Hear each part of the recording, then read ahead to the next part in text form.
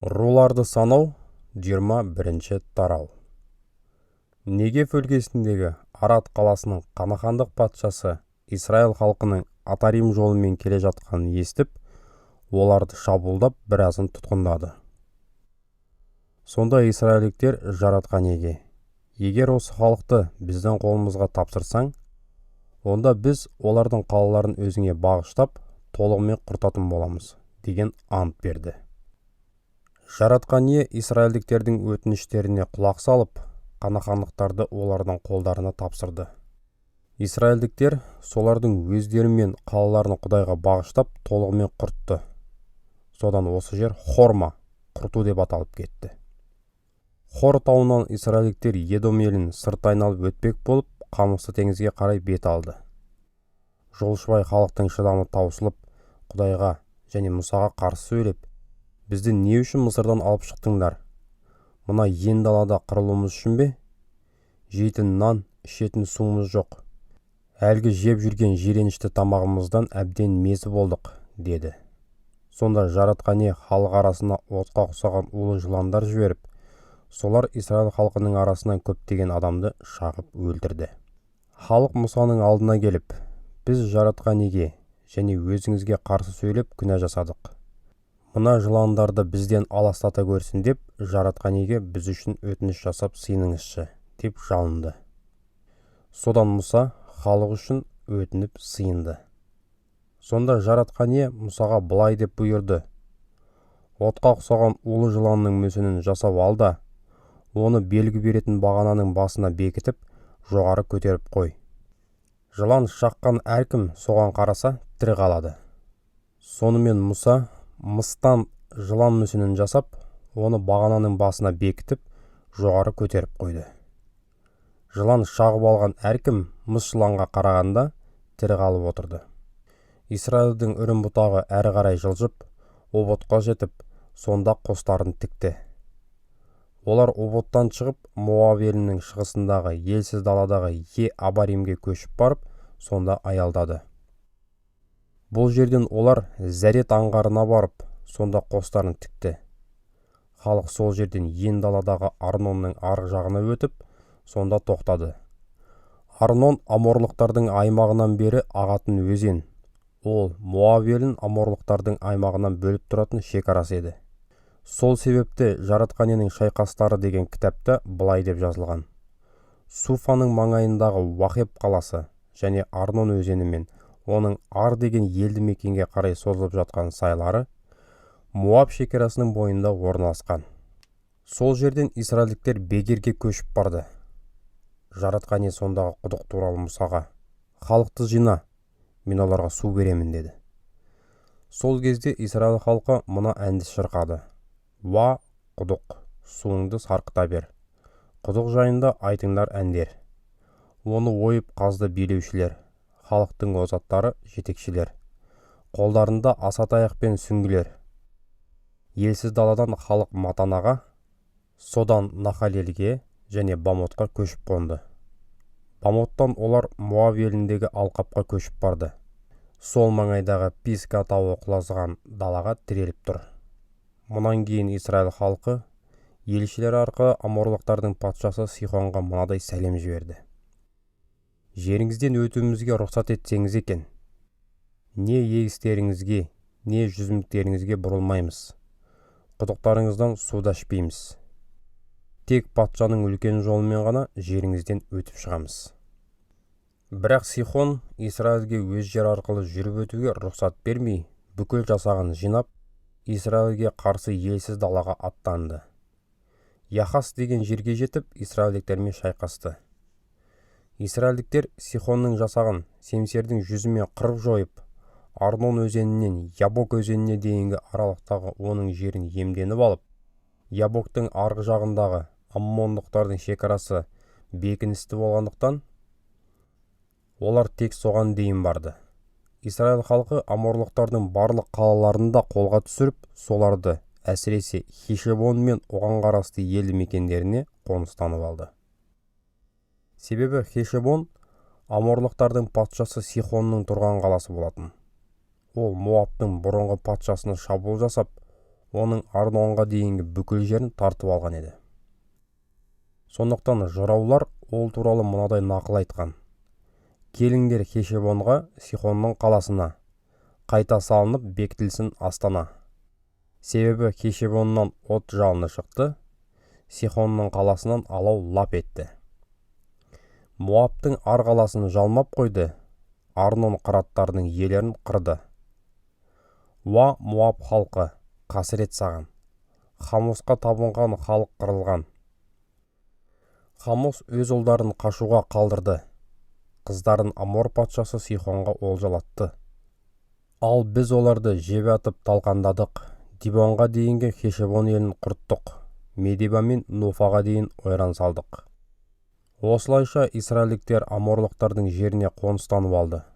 Кейін Мұса Жазер қаласына барлаушылар жіберді. Израиль жасағы оған қарасты елді мекендерді басып алып, сондағы аморлықтардың жерінде емденді. Бұдан кейін израильдіктер бұрылып, Башан аймағына баратын жолмен жоғары қарай өрледі. Сонда Башанның патшасы Ог бүкіл жасағын ертіп, олармен шайқасуға Едірейге аттанды. Ал жаратқан ие Мұсаға: одан қорықпа, себебі мен оның өзін, бүкіл жасағым мен елін сенің қолыңа тапсырып отырмын. Аморлықтардың Хешебонда тұрған патшасы Сихонға не істеген болсаң, оған да дәл соны істе, деді. Сонымен израильдіктер Ог патшаны, оның ұлдарын және бүкіл жасаған бір адамын да тірі қалдырмай, қырып тастап, жерлерін иемденіп алды. Руларды санау. 22-ші тарау. Содан соң израильдіктер көшіп барып, Ерихон қаласына қарама-қарсы Йордан өзенінің бойындағы Моабтың елсіз алқаптарына орналасты. Израильдің аморлықтарға не істегені туралы Моаб халқының патшасы Сипорлы Балақ хабардар болатын. Израиль халқының соншама көп екенін көргенде, Моабтықтар олардан қатты қорқып, Мадиян халқының ақсақалдарына мына хабарды жолдады: өгіз даланың шөбін толық жалмап қояр. Енді бұл тобыр маңымызды жалмап қояр. Моаб патшасы Сипорлы Балақ елшілерін жіберіп, Беғорлы Балағамды өзіне шақыртты. Балағам Ефрат өзенінің бойындағы Петор деген туған жерінде тұрып жатты. Патша Балағамға мынадай сәлем жіберді: Мысырдан бір халық көшіп шығып, жер бетін қаптап кетті. Олар енді қасымызға қоныстанып жатыр. Өтінемін, келіп, сол халықты қарғап беріңіз. Олар бізден сондай қуатты. Мүмкін осылай оларды күйретіп, елден қуып шығалармын. Себебі сіз кімге бата берсеңіз, соның жарылқанатынын, ал кімді қарғасаңыз, соның қарғысқа ұшырайтынын білеміз. Осылайша Моаб пен Мадианның ақсақалдары Балағамға сәуегейлік үшін беретін сый тартуын ала шығып, Балақтың айтып жібергенін жеткізді. Балағам оларға: бүгінше осында түнеп шығыңыздар. Жаратқан ие маған не айтса, соны сіздерге жеткіземін, деді. Содан Моабтың әміршілері Балағамның қасында қалды. Түнде Құдай Балағамға келіп тіл қатып: мына қасыңдағы адамдарың кім? деп сұрады. Балағам: Моаб патшасы Сипорлы Балақ маған мынадай сәлем жіберді: Мысырдан көшіп шығып келген халық жер бетіне қаптап кетті. Келіп, оларды қарғап беріңіз. Мүмкін, сонда олармен шайқасып, қуып шығалармын, деп жауап берді. Құдай Балағамға: олармен барып, сол халықты қарғаушы болма. Себебі олар жарылқанған, деп бұйырды. Ертеңіне таңертең Балағам орнынан тұрып, Балақтың жіберген әміршілеріне былай деді: елдеріңізге қайта беріңіздер. Өйткені жаратқан ие маған сіздерге ілесіп жолға шығуға рұқсат берген жоқ. Моабтың әміршілері Балаққа қайтып келіп: тақсыр, Балағам бізге ілесіп келуден бас тартты, деді. Сонда Балақ Балағамға бұлардан да қадірлі, әрі көбірек әміршілерін жіберді. Олар Балағамға келіп, былай деді: Сипорлы Балақтан сізге дұғай сәлем. Еш нәрседе сіздің маған келуіңізге бөгет болмасын.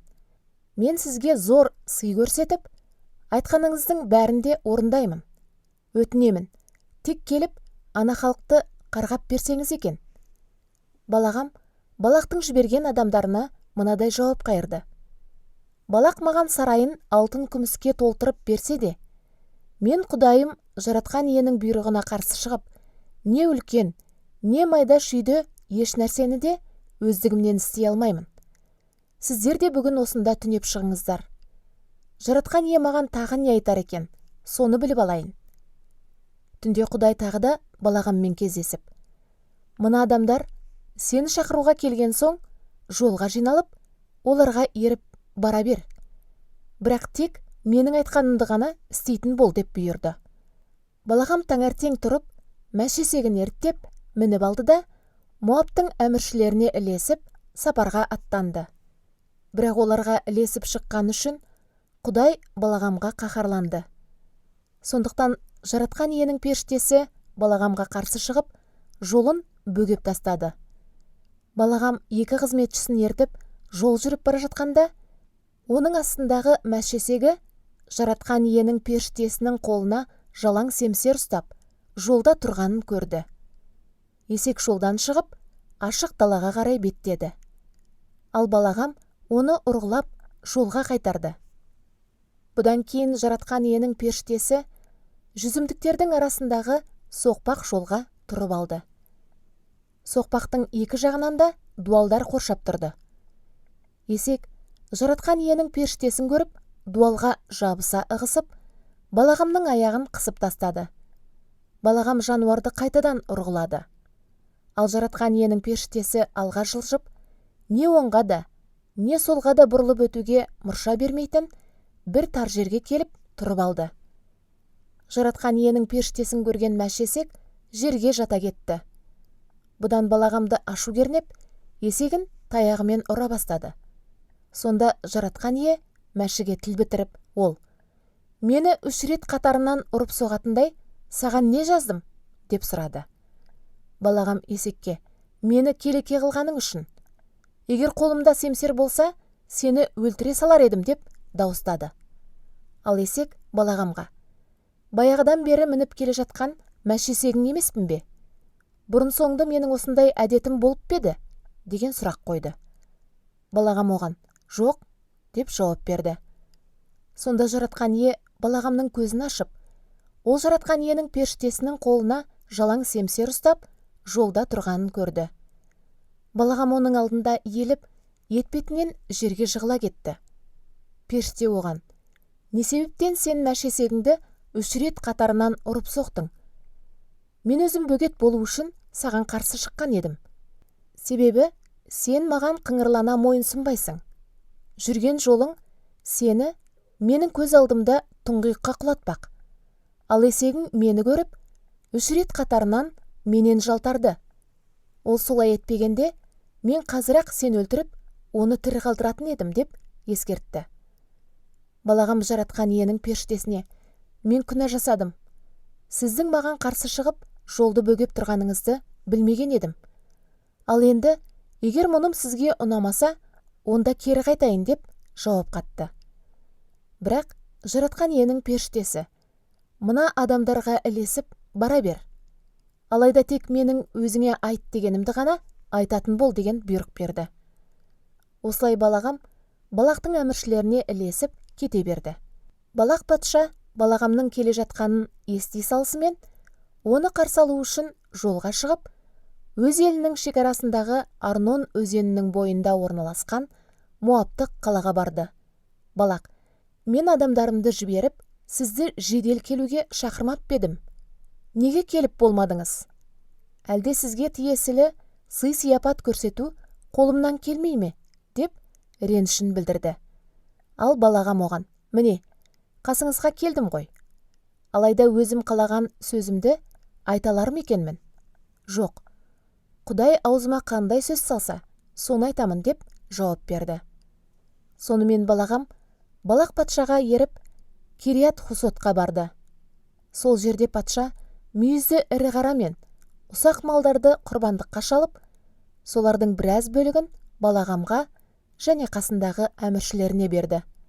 Ертеңіне таңертең патша Балағамды ертіп алып, Моаб оны халқы Бағал атты жалған тәңірге құлшылық ететін биіктеу орындарға шығарды. Сол жерлерден Көріпкел төмендегі Израиль халқын шет-шетіне дейін көре алды. Руларды санау 23 тарау.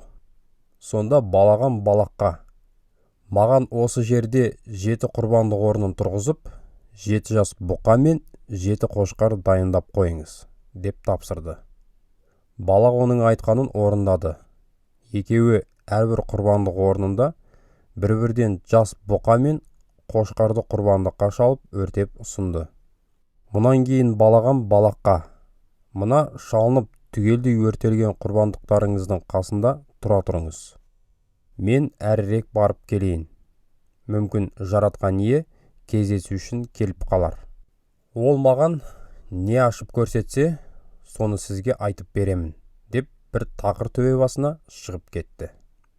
Сол жерде Құдай оған кездескенде, Балағам 7 құрбандық орнын тұрғызып, әрқайсысында бір-бір жас бұқа мен қошқарды құрбандыққа шалып өртеп ұсындым, деді.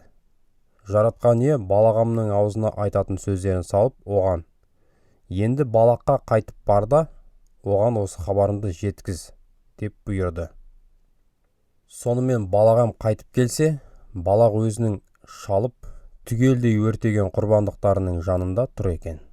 Муап елінің барлық әміршілері оның қасында болды. Енді Балағам нақыл сөзін айтып былай деді: Балақ мені шақырды Арама аймағынан, Муап патшасы алдыртты шығыс тауларынан.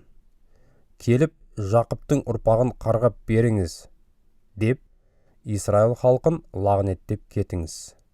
Құдай қарғамағанды мен қалайша қарғаймын? Жаратқан айып тақпағанға мен қалай тағамын? Оны көріп тұрмын жартастың шыңынан, оған қарап тұрмын төбе бастарынан. Бұл халық оңашаланып бөлек тұрады, басқұлттарға қосылудан бас тартады.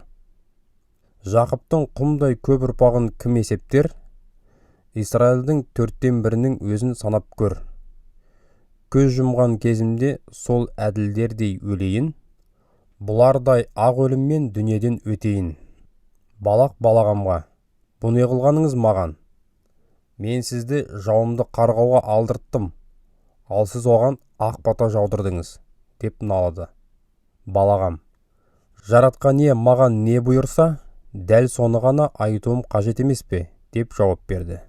Балақ: менімен бірге басқа бір жерге жүріңіз, халыққа сол жерден қарайсыз. Бірақ оны толығымен емес, тек бір бөлшегін ғана көретін боласыз. Сол жерден оларды қарғап беріңізші, деді де, Көріпкелді Писка тауының басындағы қарауылдар атты алаңқай жерге алып барды. Балақ патша сонда 7 құрбандық орнын тұрғызып, әрқайсында бір жас бұқа мен бір қошқардан құрбандыққа шалып өртеп ұсынды. Көріпкел Балаққа: мен Құдаймен ана жақта кездесіп жатқанда сіз мұнда түгелдей өртелген құрбандықтарыңыздың қасында тұра тұрыңыз, деп тапсырды.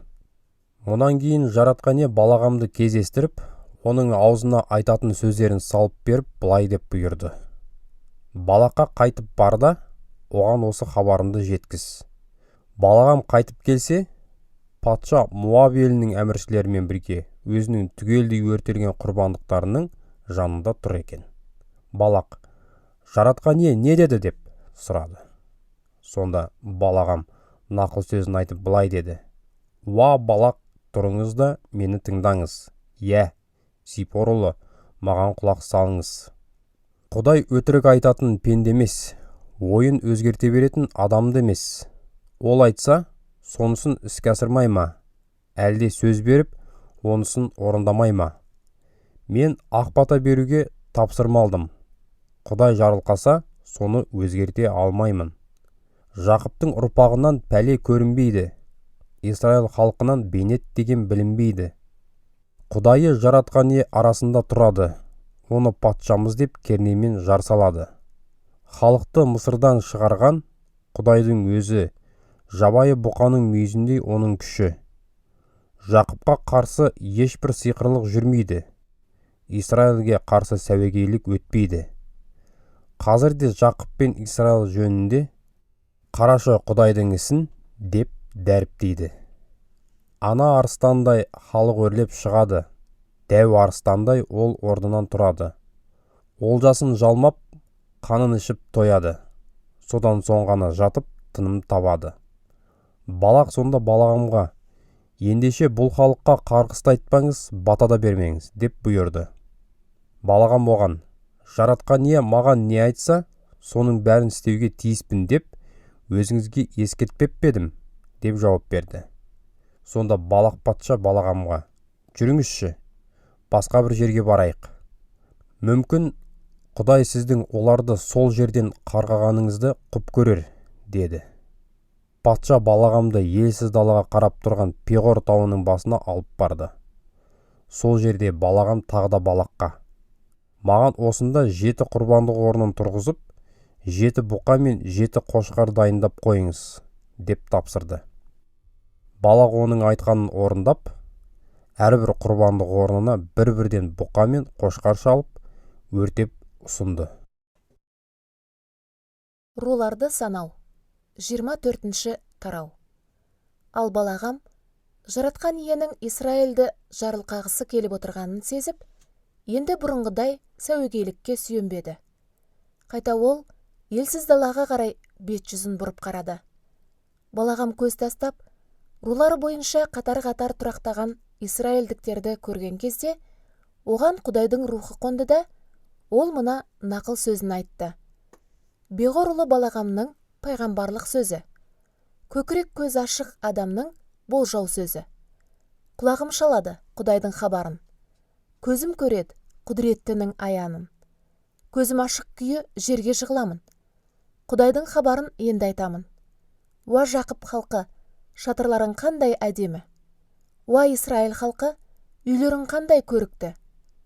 Бұл халық кеңінен жайылған алқаптардай, өзен жағасында өсетін бақтардай, жаратқан отырғызған алып ағаштардай, су жағалай өсетін самырсындардай. Халықтың шелектерінен су мол ағады, сепкен тұқымдарына ылғал мол барады. Оның патшасы Агагтан да үстем болады. Патшалығының даңқы тым асады. Құдай осы халықты Мысырдан алып шықты. Жабайы бұқаның мүйізіндей оның күш қуаты. Жауласқан бөгде ұлттарды ол қиратады. Олардың сүйектерін күйретіп сындырады. Һәм жебелерімен тәндерін тесіп атады. Халық арыстандай еңкейіп дайын тұрады. Ана арыстандай тыншып жерге жатады. Оны мазалауға кімнің батылы барады? Жақып, саған бата бергеннің өзі жарылқанады, ал сені қарғағанның өзін қарғысатады. Сонда балақтың балағамға деген ашу ызасы лаулап, екі алақанын сарт еткізіп, былай деп айғайлады. Сені жауымды қарға деп шақырсам, сен оның орнына оларға 3 рет ақ бата бердің. Лезде өз жөніңе тайып тұр. Сені молынан сыйлаймын деген едім. Ал жаратқан иенің өзі сені сыйыңнан қорғалдырып отыр. Сонда балағам балаққа мына жауапты қайтарды. Маған жіберген елшілерің ақ былай деп айтпап бедім. Балақ маған сарайын алтын күміске толтырып берсе де, мен жаратқан иенің бұйрығына қарсы шығып, не жақсы, не жаман болсын, еш нәрсені де өздігімнен істей алмаймын. Мен тек жаратқан иенің айтқанын ғана айтатын боламын. Ал енді мен өз халқыма қайтпақпын. Кәне, болашақта мына халықтың сіздің халқыңызға не істейтіні жайлы ақыл берейін деді. Сонымен балағам мына нақыл сөзін айтып берді. Мынау Беғор ұлы балағамның айтқан сөзі, көкірек көзі ашық адамның болжау сөзі. Құдайдың айтқан сөздерін еститіннің, тағаланың білдіргенін білетіннің, көздері ашық күйі сіресіп құлап, құдіреттінің аянын көретіннің айтқандары, тыңдаған пенде құлақ түрсін. Көріп тұрмын оны, бірақ қазір емес. Байқап тұрмын оны, бірақ жақын емес. Жақыптан бір жұлдыз туатын болады. Исраэльден ұлы патша шығатын болады. Ол Моабтың әміршілерін таптап жояды. Шеттің бар ұрпақтарының көзін құртады. Сонда ол Едом елін басып алады.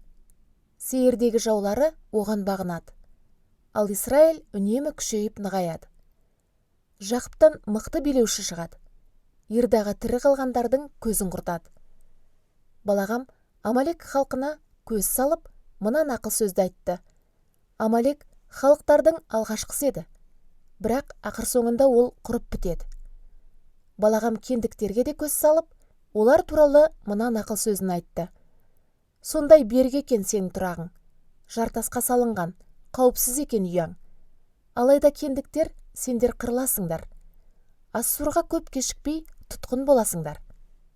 Содан соң Балағам мынадай нақыл сөз айтты. Оу, Құдай солай еткенде кім тірі жүрер? Ал Киттим жағасынан жүзіп келген кемелер Ассурға әрі Еберге жәбір көрсетер. Бірақ өздері де кейін күйретілер. Осыны айтып болғанда, Балағам орнынан тұрып, еліне қайтып кетті. Балақ та өз жағына жөнелді. Руларды санау 25 тарау. Ал Израильдің көші Шиттим деген жерде тұрған кезде, халық Моабтық қыздармен азғындық жасай бастады.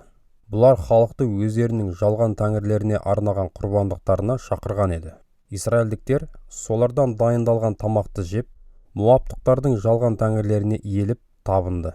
Осылай Израильдіктер пиғорлық Бағал атты жалған тәңірге мықтап беріліп кетті. Содан Жаратқанның қаһары Израиль халқына қарсы лаулады. Ол Мұсаға былай деді: осы халықтың барлық басшыларын ұстап алып, оларды күндіз менің, Жаратқанның алдында күллі жұрттың көзінше дарғасып іліп қой. Сонда менің Израильге деген жалындаған қаһарым басылады. Сондықтан Мұса Израильдің төрешілеріне: әрқайсыларың пиғорлық Бағалға беріліп кеткен өз адамдарының барлығын өлтіріп жазалаңдар деген әмір берді. Дәл осы кезде Израильдіктердің біреуі бір мадияндық әйелді өз әулетіне алып келді. Адам онысын кездесу шатырының кіреберіс алдында қайғырып зарлап тұрған Мұса мен бүкіл Израильдік жамағаттың көз алдында істеді. Мұны діни қызметкер Елазардың ұлы Харонның немересі Пінехес көрді. Ол жамағаттың ортасына шықты да қолына найзасын алды. Пінехес Израильдік ер адам мен сол әйелдің артынан шатырға кіріп, екеуіне де найзасын соғып алды. Найза еркекті тесіп өтіп, әйелдің ішіне қадалды. Осылай Пінехес Израильдіктердің басына түскен індеттің бетін әрі қайырды. Ал індеттен қаза тапқандардың саны 24 мыңға жеткен еді. Сонда Жаратқан Мұсаға тіл қатып былай деді: діни қызметкер Елазардың ұлы Харонның немересі Пінехес менің Израильдіктерге деген қаһарымды басты. Ол солардың арасында менің абыройымды өзім іспетті жан сала құлшына қорғады. Сол себепті мен Израиль халқының бәрін бірде қаһарыммен қырып тауысқан жоқпын. Сондықтан оған мынаны айт: біліп қой, мен сенімен амандық пен тыныштық туралы келісімімді жасамақпын. Мен Елазардың өзін және одан кейінгі ұрпақтарын әрқашан діни қызметкер қыламын деп уәде беріп келісімімді бекітемін. Себебі ол қызмет еткен Құдайының абыройын жан сала қорғап, Израиль халқын күнәларының арамдығынан тазартты. Мадияндық әйелмен бірге өлтірілген Израильдіктің есімі Салу ұлы Зімри. Ол Шимон руындағы бір әулеттің басшысы еді. Ал өлтірілген Мадияндық әйелдің есімі Хазба. Ол Мадияндықтардың бір әулетінің басшысы Сурдың қызы болатын. Бұдан кейін Жаратқан Мұсаға бұйрық беріп былай деді: Мадияндықтарға қарсы шығып, олардың көздерін жойыңдар. Себебі олар Пиғорда сендерді жалған тәңірге табынуға азғырулары және өздерінің қарындасы Мадияндық әулет басының қызы Хазба арқылы сендерге қулық сұмдықпен жәбір көрсетті. Сол Хазба Пиғордағы оқиға үшін болған індет кезінде өлтірілді. Руларды санау 26 тарау. Сол індеттен кейін Жаратқан Мұсаға және діни қызметкер Харон ұлы Елазарға тіл қатып былай деді: Израиль қауымындағы шайқасқа жарамды, жасы 20-ға толған не одан асқан барлық израильдіктерді шыққан әулеттері бойынша түгендеп санап шығыңдар. Сол кезде бүкіл Израиль халқы Иерихон қаласына қарама-қарсы Йордан өзенінің жағасындағы Моабтың елсіз алқаптарында қостарын тігіп аялдаған еді. Сонда Мұса мен діни қызметкер Елазар оларға былай деп жариялады: жаратқан ие Мұсаға бұйырғандай, жасы 20-ға толған, не одан асқан барлық ер адамдарды түгендеп санап шығыңдар. Мысыр елінен көшіп шыққан Исраэльдің бүкіл үрім-бұтағы мынау. Исраэльдің тұңғышылы Рубеннің ұлдарынан тараған ұрпақтардың әулеттері мыналар: Ханохтан ханохтықтар, Паллудан паллулықтар, Хесроннан хесрондықтар, Кармидан кармилықтар тарады. Бұлар Рубеннен тараған әулеттер. Олардың жалпы саны 43.730 екендігі анықталды. Паллудың ұлы Елиап болды. Елиаптың ұлдары Немуэл, Датан, Абирон. Жаратқан иеге мойынсынбай, Мұса мен Харонға қарсы шыққан Қорақтың сыбайластарының арасында осы Датан, Абирон атты қауым жетекшілері де болды. Сол кезде жер қағайырылып, оларды Қорақпен бірге жұтып қойды. Қорақтың тағы да 250 жақтасын сол күні Құдайдың оты жалмап құртты. Осылайша бұл адамдар басқаларға ескертетін мысал болды. Алайда Қорақтың ұрпақтары толығымен құрып кетпеген еді. Шимонның ұлдарынан тараған ұрпақтардың әулеттері мыналар: Емуэлден емуэлдіктер, Яминнен яминдіктер, Яхиннен яхиндіктер, Зарахтан зарахтықтар, Саулдан саулдықтар тарады. Бұлар Шимоннан тараған әулеттер. Олардың жалпы саны 22.200 екендігі анықталды.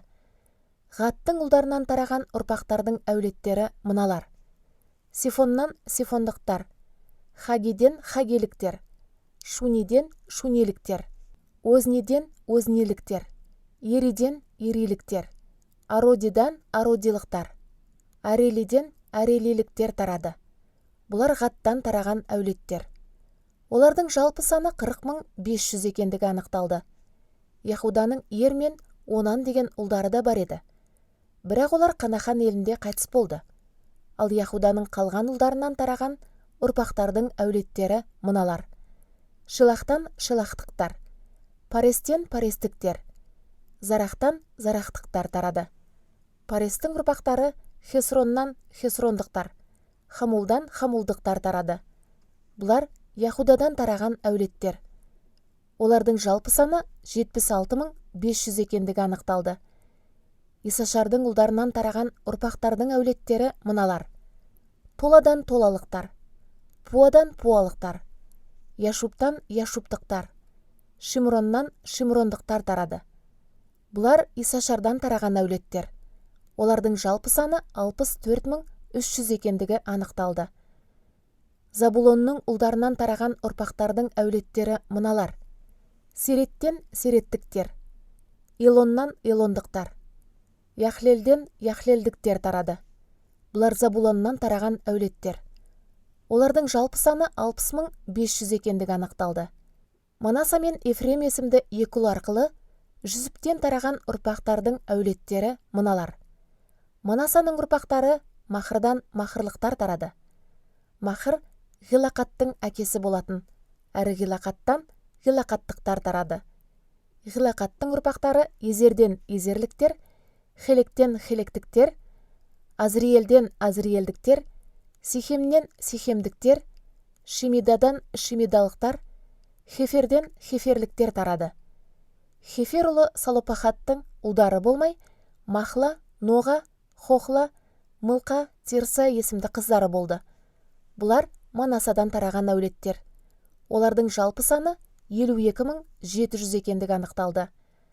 Ефремнің ұлдарынан тараған ұрпақтардың әулеттері мыналар: Шутелахтан шутелахтықтар, Бехерден бехерліктер, Таханнан тахандықтар, әрі Шутелахтың Әран деген ұрпағынан әрандықтар тарады. Бұлар Ефремнен тараған әулеттер. Олардың жалпы саны 32.500 екендігі анықталды.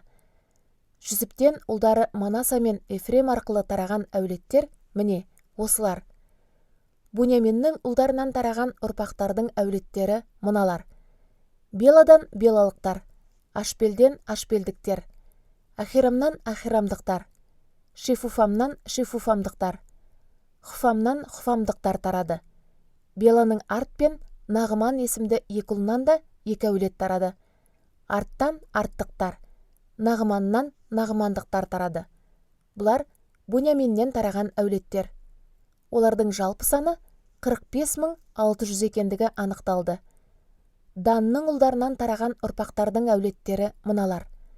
Шухамнан шухамдықтар тарады. Дан руының барлығы шухамдықтар әулеті болды. Олардың жалпы саны 64.400 екендігі анықталды. Аширдің ұлдарынан тараған ұрпақтардың әулеттері мыналар. Имнадан имналықтар, Ишуиден ишуиліктер, Берияқтан берияқтықтар тарады. Осы соңғы әулет Берияқтың Хебер мен Малхиел деген екі ұлынан тараған Хеберліктер мен Малхиелдіктер әулеттеріне бөлінетін еді. Аширдің тағы Серах есімді қызы да болған. Бұлар Аширден тараған әулеттер. Олардың жалпы саны 53.400 екендігі анықталды. Нафталимнің ұлдарынан тараған ұрпақтардың әулеттері мыналар. Жақсиелден жақсиелдіктер, Гуниден гуниліктер, Есерден есерліктер, Шилемнен шилемдіктер тарады. Бұлар Нафталимнен тараған әулеттер. Олардың жалпы саны 45.400 екендігі анықталды. Шайқасқа жарамды, жасы 20-ға толған, не одан асқан Исраэльдіктердің жалпы саны 601.730 ер адам екендігі анықталды. Бұдан кейін жаратқан ие Мұсаға тіл қатып, былай деді. Елдің жері осы руларға меншікті үлестері болуға, олардың адамдарының санына сәйкес бөлінуі керек. Халқының саны көп руға мұралық жер көбірек, ал халқының саны аз руға жер азырақ берілуі тиіс. Жер әр рудың санақтан өткен адамдарының санына сәйкес бөлінуі керек. Елдің жері жеребе арқылы үлестірілсін. Ол әркімге өзінің әкесінің руының аты бойынша беріледі. Әрбір мұралық жер үлкенірек және кішірек әулеттердің арасында жеребе арқылы бөлінетін болады. Леуліктердің шыққан әулеттері бойынша түгенделіп саналғандар мыналар.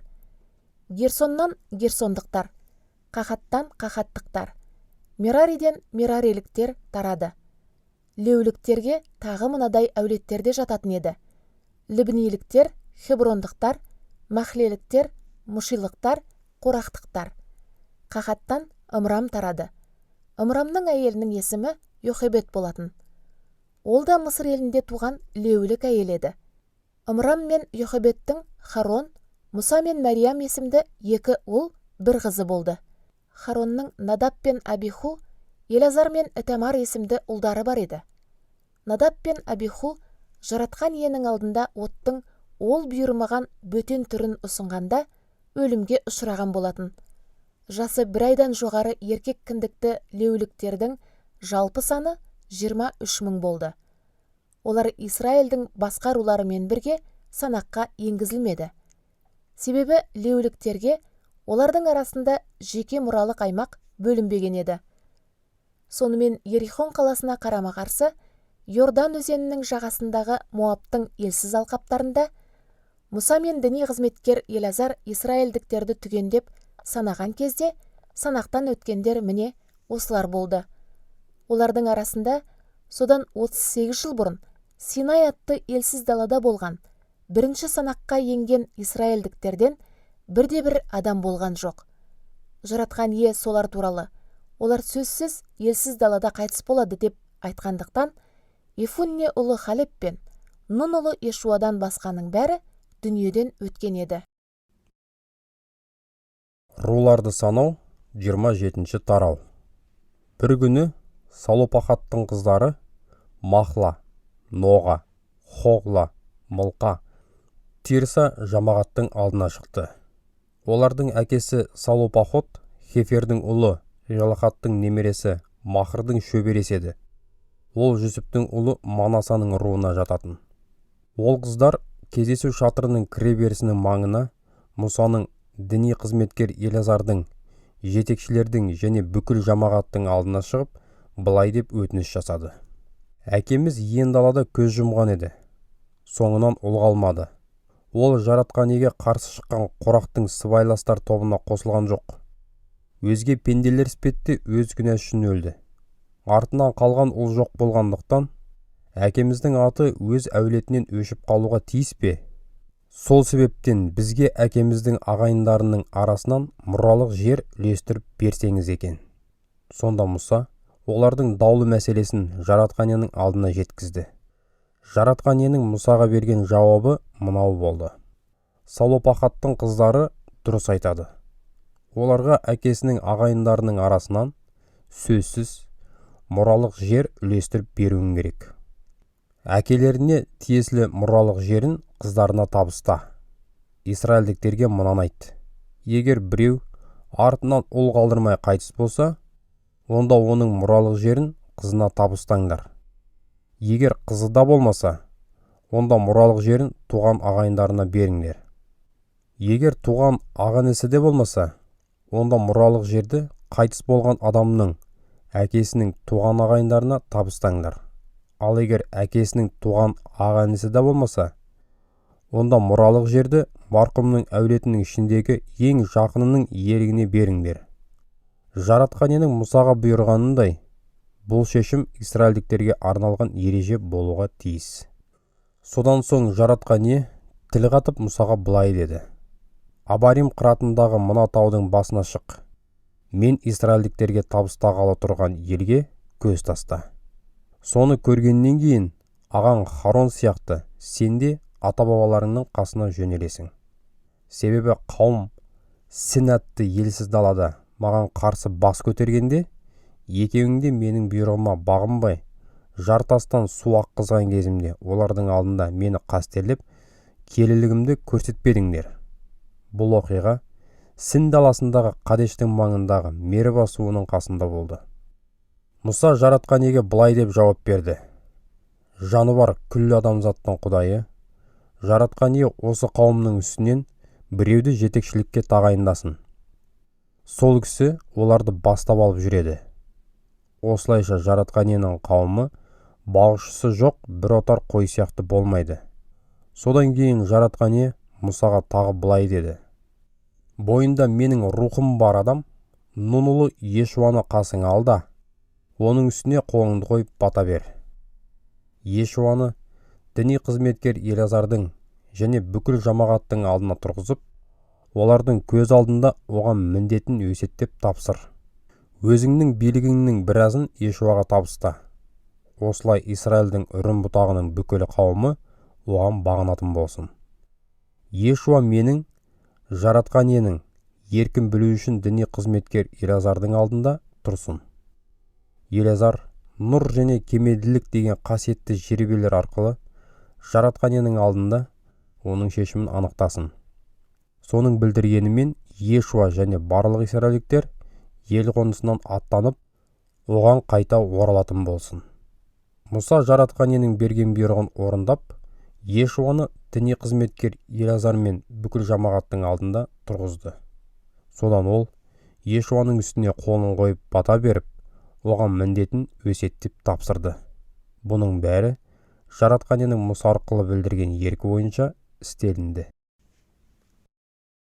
Руларды санау 28-ші тарау. Жаратқан ие Мұсаға тағы да тіл қатып былай деді. Израильдің үрім бұтағына мына нұсқауды жеткіз. Маған өртелу арқылы ұсынатын ерекше тартуларың өзіме ұнамды да хош иісті әрі тамақ іспетті. Оларды белгілі мезгілдерде әкелуге мұқият болыңдар. Оларға тағы мынаны айт. Жаратқан иеге арнап түгелдей өртелетін құрбандық ретінде күн сайын мінсіз 1 жасар 2 тоқтыдан әкеліп отырыңдар. Бірінші тоқтыны таңертең, екіншісін кешке қарай шалып өртеп ұсыныңдар. Бұған қоса пұттың 10-нан 1 бөлігі мөлшеріндегі таңдаулы бидай ұнын 4,5 қадақ ең таза зәйтүн майымен араластырып, астық тартуы ретінде ұсыну керек. Бұл Синай тауында бұйырылған, жаратқан иеге түгелдей өртелу арқылы ұсынылатын, оған ұнамды да хош иісті әрі тұрақты тарту. Әрбір тоқтымен бірге сұйық тарту да ұсынылсын. Ол 2,5 қадақ ашыған сусын болсын. сұйық тарту киелі орында жаратқан иеге арнап құйылып ұсынылсын. Ал екінші тоқтыны кешке қарай бірінші тоқты сияқты ұсынып, оған тиісті астық сұйық тартуларын да дәл таңертең істегендеріндей ұсынуларын керек.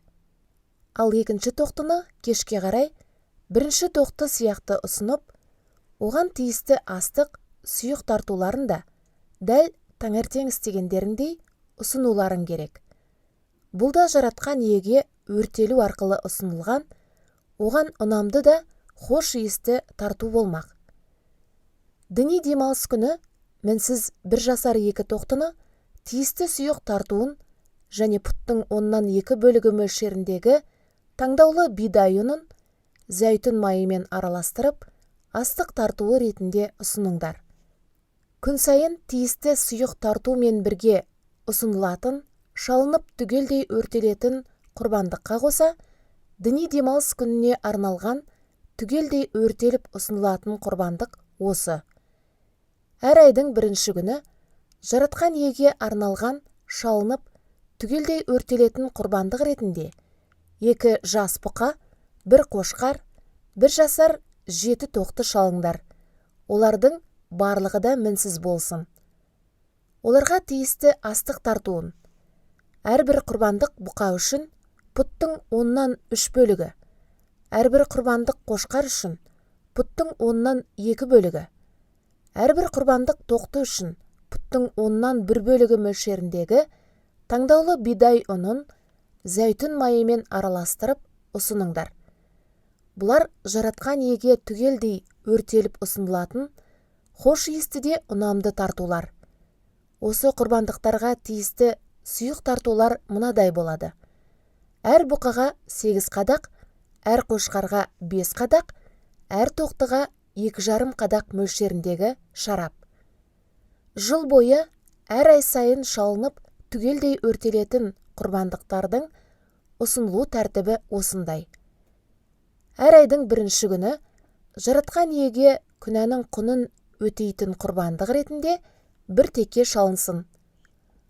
Ол күн сайын шалынып түгелдей өртелетін құрбандыққа және оған тиісті сұйық тартуына қоса ұсынылады. Жыл сайынғы 1 айдың 14 күні жаратқан иеге бағышталған құтқарылу мейрамы. Бұл күні оған арнап құрбандық шалынады. Сол айдың 15 күні 7 күндік мейрам басталады. Осы 7 күн бойы ашымаған нан жиылуы керек. Мейрамның алғашқы күні жаратқан иеге бағышталған жиналыс өткізіңдер. Сол күні еңбектеніп жұмыс істемеңдер. Жаратқан иеге түгелдей өртелетін құрбандық ретінде 2 жас бұқа, 1 қошқар, 1 жылдық 7 еркек тоқты әкеліңдер. Олардың барлығы да мінсіз болсын. Осы құрбандықтарға тиісті астық тартуын, зәйтүн майымен араластырылған бидай ұнынан әрбір бұқа үшін пұттың 3 бөлігі, қошқар үшін пұттың 2 бөлігі, және 7 еркек тоқтының әрқайсысы үшін пұттың 1 бөлігі мөлшеріндегі таңдаулы бидай ұнын зәйтүн майымен араластырып ұсыну керек. Ал өздеріңнің жасаған күнәларыңның арамдығынан тазаруларың үшін тағы 1 текені күнәнің құнын өтейтін құрбандыққа шалыңдар. Бұларды күн сайын түгелдей өртелетін таңертеңгі құрбандыққа қоса ұсынуларың керек. Осылайша сендер мейрамның 7 күнінің әрбіреуінде тамақ іспетті тартуды өртеу арқылы ұсыныңдар. Олардың хош иісі маған, жаратқан иеге ұнамды. Оларды күн сайын түгелдей өртелетін құрбандықтар мен сұйық тартуларға қоса ұсыныңдар. Ал 7 күні жаратқан иеге бағышталған жиналыс өткізіңдер. Сол күні еңбектеніп жұмыс істемеңдер. Жаңа жиналған егіннен жаратқан иеге арнап астық тартуын алғашқы өнім мейрамының кезінде алып келіңдер. Сол күні оған бағышталған жиналыс өткізіңдер және еңбектеніп жұмыс істемеңдер. Жаратқан иеге арнап түгелдей өртелетін, оған ұнамды да хош иісті құрбандық ретінде 2 жас бұқа, 1 қошқар, 1 жылдық 7 еркек тоқты шалыңдар. Осы құрбандықтарға тиісті астық тартуын әрбір бұқа үшін пұттың 10-нан 3 бөлігі, қошқар үшін пұттың 10-нан 2 бөлігі, 7 тоқтының әрқайсысы үшін пұттың 10-нан 1 бөлігі мөлшеріндегі таңдаулы бидай ұнын зәйтүн майымен араластырып ұсыныңдар. Өздеріңнің жасаған күнәларыңның арамдығынан тазаруларың үшін тағы бір текені күнәнің құнын өтейтін құрбандыққа шалыңдар. Осы құрбандықтарды күн сайын шалынып, түгелдей өртелетін құрбандықтар мен соларға тиісті астық тартуларына қоса ұсыныңдар да, оларға тиісті сұйық тартуларды да әкеліңдер. Құрбандықтардың барлығы да мінсіз болуы керек. Руларды санау 29 тарау. 7 айдың 1 күні жаратқан еге бағышталған жиналыс өткізіңдер. Сол күні жұмыс істемеңдер. Мейрам күні керней тартыңдар. Жаратқан еге ұнамды да хош иісті құрбандықтар ретінде 1 жас бұқа, 1 қошқар, 1 жылдық 7 еркек тоқтыны шалып, түгелдей өртеп жіберіңдер. Бұлардың бәрі де мінсіз болсын. Оларға тиісті астық тартуын жас бұқа үшін пұттың 10-нан 3 бөлігі, қошқар үшін пұттың 10-нан 2 бөлігі, және 7 тоқтының әрқайсысы үшін пұттың 10-нан 1 бөлігі мөлшеріндегі таңдаулы бидай ұнын зәйтүн майымен араластырып ұсыныңдар. Ал жасаған күнәларыңның құнын өтеп, солардың арамдығынан тазаруларың үшін 1 текені шалып ұсыныңдар. Осы айтылған мейрамдардағы арнайы құрбандықтар мен сый тартулар белгіленген тәртіптеріне сай ұсынылатын мына кезекті құрбандықтарға қоса әкелінсін. Айдың 1 күні шалынып, түгелдей өртелетін құрбандықтар мен оларға тиісті астық тартуы күн сайын шалынып, түгелдей өртелетін құрбандықтар мен оларға тиісті астық және сұйық тартулары. Бұлардың барлығы да өртеліп ұсынылатын жаратқан еге ұнамды да хош иісті тартулар. 7 айдың 10 күні жаратқан еге бағышталған жиналыс өткізіңдер. Сол күні оған ерекше бойұсынып ораза ұстаңдар, әрі ешқандай жұмыс істемеңдер. Жаратқан еге түгелдей өртеліп ұсынылатын хош иісті де ұнамды тарту ретінде 1 жас бұқа мен 1 қошқарды және 1 жылдық 7 еркек тоқтыны құрбандыққа шалып, өртеп жіберіңдер. Құрбандықтардың бәрі де мінсіз болсын. Оларға тиісті астық тартуын жас бұқа үшін пұттың 10-нан 3 бөлігі, қошқар үшін пұттың 10-нан 2 бөлігі, 7 тоқтының әрқайсысы үшін пұттың 10-нан 1 бөлігі мөлшеріндегі таңдаулы бидай ұнын зәйтүн майымен араластырып ұсыныңдар.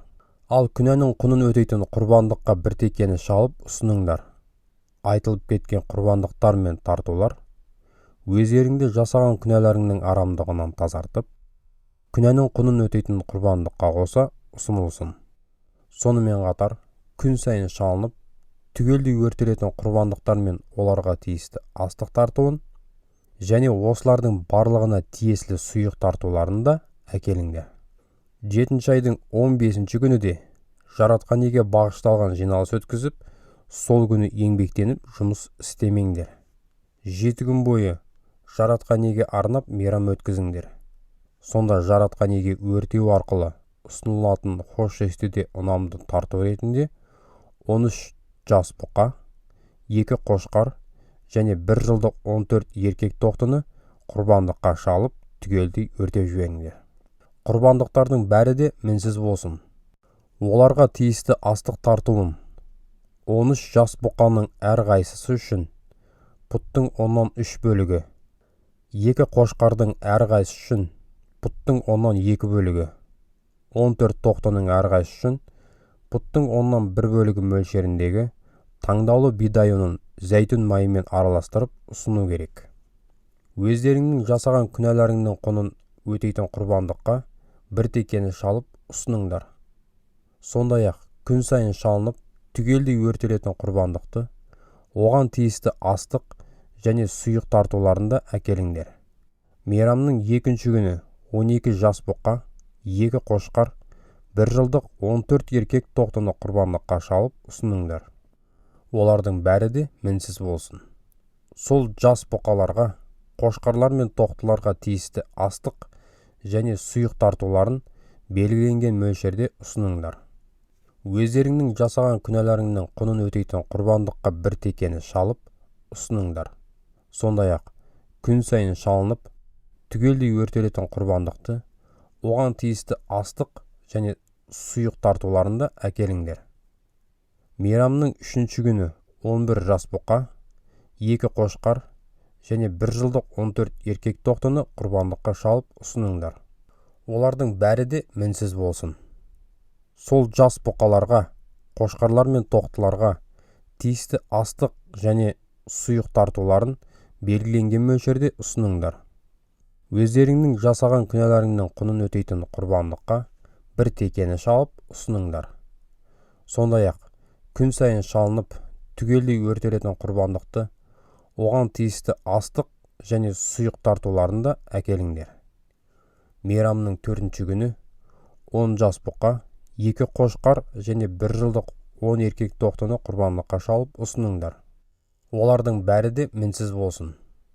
Сол жас бұқаларға, қошқарлар мен тоқтыларға тиісті астық және сұйық тартуларын белгіленген мөлшерде ұсыныңдар.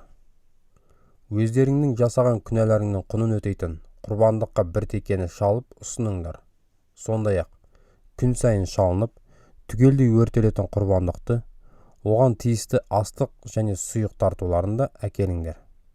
Мейрамның 5-ші күні 9 жас бұқа, 2 қошқар және 1 жылдық 14 еркек тоқтыны құрбандыққа шалып ұсыныңдар.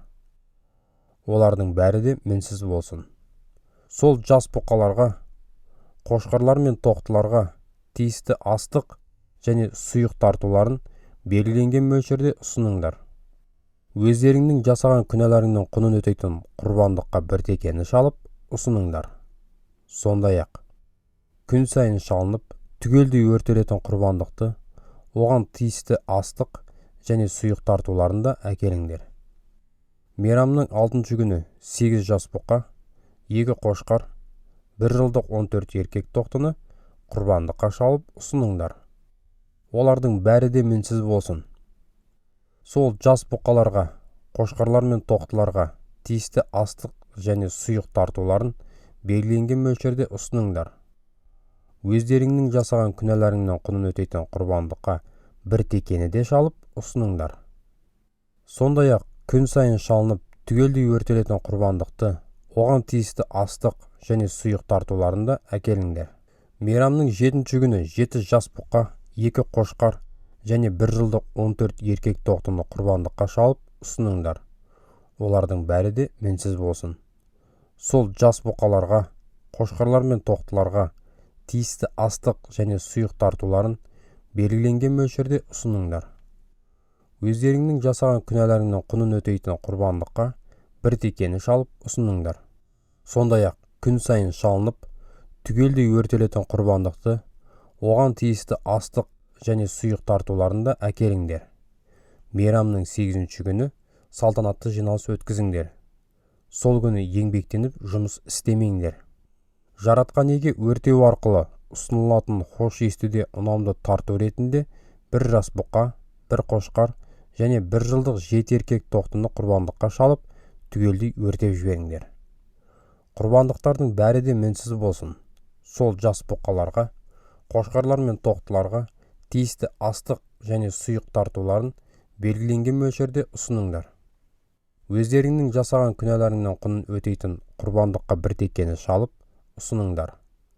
Сондай-ақ күн сайын шалынып, түгелдей өртелетін құрбандықты, оған тиісті астық және сұйық тартуларында әкеліңдер. Белгіленген мейрамдарыңның кезінде аталып өткен құрбандықтар мен сый тартуларды жаратқан иеге ұсыныңдар. Оларды өздеріңнің жаратқан иеге ант еткен құрбандықтарыңа, ерікті сый тартуларыңа, шалынып, түгелдей өртелетін құрбандықтарыңа, астық және сұйық тартуларыңа, әрі жаратқан иемен қарым-қатынастарыңа ризашылық білдіретін құрбандықтарыңа қоса ұсыныңдар. Руларды санау 30 тарау. Мұса жаратқан иенің өзіне айтқандарының барлығын Исраэльдің үрім бұтағына жеткізіп айтып берді. Мұнан кейін Мұса Исраэльдің рубасыларына былай деді: жаратқан иенің берген бұйрығы мынау: егер бір адам жаратқан иеге бір нәрсені ұсынуға не бір нәрседен бас тартуға ант етсе, я болмаса біреуге берген сөзін сертпен байласа, онда ол өзінің берген уәдесін бұзбай, аузынан шыққанның бәрін де орындауға тиісті болады. Егер әкесінің қолында тұрып жатқан қыз жаратқан иеге бір нәрсені ұсынуға не бір нәрседен бас тартуға ант етсе, я болмаса біреуге берген уәдесін сертпен байласа, және әкесі оның берген анты не серті туралы естігенмен ештеңе демесе, онда қыздың берген барлық анттары да, сертпен байлаған барлық уәделері де өз күшінде қалады. Ал егер әкесі сол туралы естіген күні қызына тыйым салса, онда қыздың берген анттары мен уәделерінің ешқайсысы күшінде қалмайды. Қыздың әкесі тыйым салғандықтан, жаратқан ие қызды берген сертінен босатады. Егерде қыз ант етіп, асығыстықпен біреуге берген уәдесін сертпен байлап, бұдан кейін күйеуге шықса, және күйеуі сол туралы естіген күні ештеңе демесе, онда бұл әйелдің берген анттары да, сертпен байлаған уәделері де өз күшінде қалады. Ал егер күйеуі сол туралы естіген күні әйеліне тыйым салса, онда ол әйелінің берген антының не байлаған сертінің күшін жояды. Әрі жаратқан ие әйелді берген сертінен босатады. Бірақ егер жесір немесе күйеуінен ажырасқан әйел ант етсе, я болмаса берген уәдесін сертпен байласа, онда сонысы күшінде қалады. Егер күйеуімен бірге тұрып жатқан әйел ант етсе, немесе берген уәдесін сертпен байласа, және күйеуі сол туралы естіп, ештеңе демесе, әрі тыйым салмаса, онда әйелдің берген анттарының бәрі де, сертпен байлаған әрбір уәдесі де өз күшінде қалады. Ал егер күйеуі сол туралы естіген күні әйеліне тыйым салса, онда әйелдің аузынан шыққан әрбір анты не серті күшінен айырылады. Күйеуі олардың күшін жойғандықтан, жаратқан ие әйелді берген сертінен босатады. Әйелдің еткен әрбір антын, немесе жаратқан иеге ерекше бой ұсынып ораза ұстауға берген әрбір сертін, оның күйеуі не бекіте, не күшінен айыра алады. Егер күйеуі бұл туралы естіген соң, күн өткен сайын әйеліне ештеңе демесе, онда ол бұнысымен әйелінің берген анттары мен серттерінің бәрін бекітеді. Себебі ол сол туралы естіген күні үндемеген арқылы оларды бекітіп қойды. Ал егер күйеуі біраз уақыт өткеннен кейін ғана тыйым салса, онда әйелінің осыған байланысты кінәсі күйеуінің мойнында болады. Жаратқан иенің ерлі-зайыптылар арасындағы және әке мен оның қолында тұрып жатқан бойжеткен қызының арасындағы қарым-қатынастар туралы Мұсаға берген ережелері міне осылар.